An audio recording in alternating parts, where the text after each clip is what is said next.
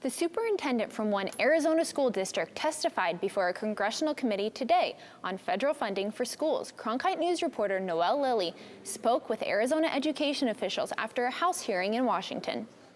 The students in our schools are our future leaders, our future workforce, and we must invest in our future by investing in public education.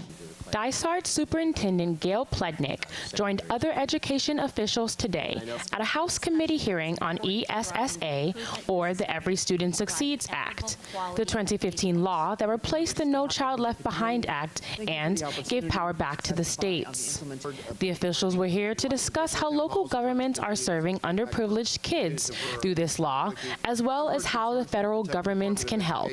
The ultimate success of ESSA lies in our implementation, yes, but also in federal appropriations. It is critical Congress match the bipartisan support demonstrated for the policy of the law and appropriate funding support.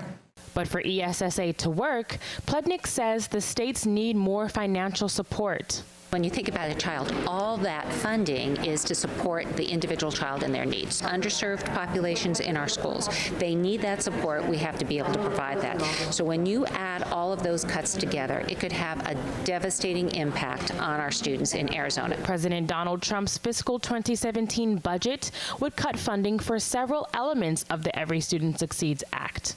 Chairman for the House Committee on Education and the Workforce, Virginia Fox, argued that even with funding, the focus of ESSA needs to be on accountability at the state level. Given the monumental shift in education policy represented by ESSA, it's important that we hear how implementation is progressing. And so we feel confident in our ability then to have that approved and move forward on the implementation. In Washington, Noëlle Lilley, Cronkite News. Arizona is one of only 17 states to have already completed its ESSA plans.